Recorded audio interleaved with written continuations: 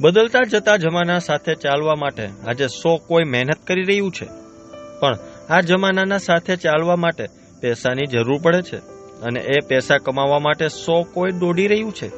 પણ આપણા જ માંથી ઘણા લોકો એવા હોય છે કે નાસીપાસ થઈ જાય છે અને છેલ્લે આપઘાત કરવા જેવા વિચાર કરે છે.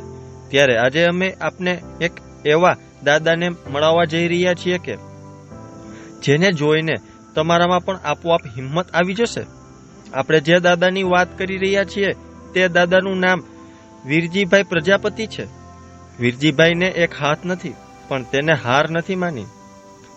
તેઓ એક હાથે લીલાછમ નાળિયેરને છોડીને સૌને પ્રેમથી પીવડાવે છે. ભગવાનને આપણને 2 હાથ અને 2 પગ આપ્યા હોવા છતાં આપણે કામ કરી શકતા નથી, પણ આ તો ગેરમાર્ગે દોરાઈ જઈએ છીએ.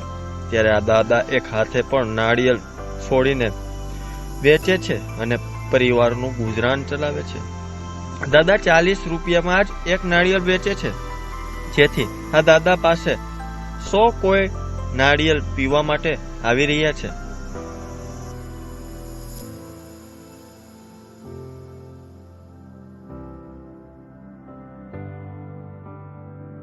નામ વીરજીભાઈ છે પ્રજાપતિ ને હું નારિયેળનું 11 વર્ષથી વેચું થાય, 11 થી 12 વર્ષ લીલા નારિયેળ સવારના 8 થી સાંજના 9 વાગ્યા લગી.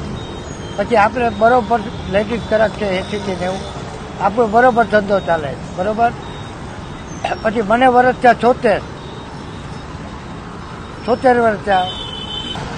સવારના 8 થી સાંજના 9 વાગ્યા લગી, સવારના 8 થી સાંજના 9 વાગ્યા લગી. એડ્રેસ મારું હોય દાદા બાવા રોડ, સત્યસાઈ ચોકડી. મશીનમાં આવી ગયો હતો 27 વર્ષ, 27 વર્ષ. બાંધકામનો કોન્ટ્રાક્ટર હતો, બાંધકામનું કરતો. પછી મેં મૂકી દીધું, આ નારિયેળનું ચાલુ કર્યું. આધાર નહોતો, પછી નારિયેળનું ચાલુ. નારિયેળનું અત્યારે બરોબર જ હાલે. 3 છોકરા છે મારે, એ ત્રણેયના લગ્ન થઈ ગયા બરોબર. ને હું મારા ઘરના છે ને હારામાં હારો સાથ સરકાર 110%. મતલબભાઈ છે, રામભાઈ છે, બધાનો સાથ સરકાર છે. ત્યારે તો એ ઉભા રહે ને કેવાના ઉભા રહે, પકડી ન મારે. 2 પબ્લિક આવે, ગ્રાહક જ આવે આપણી પાસે. કોઈ ભાવ પૂછતું નથી, રેડી ગ્રાહક જ આવે. કોઈ ભાવ પૂછતું નથી, આપી જ દો બસ, બીજી કોઈ વાત. બાંધકામ નું કરે, છોકરા ત્રણેય બાંધકામ નું કરે.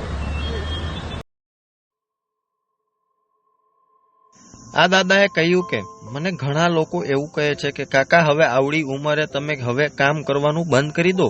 પણ દાદાએ કહ્યું કે હું નવરો બેસીને કોઈ પણ બોસ બનવા નથી માંગતો.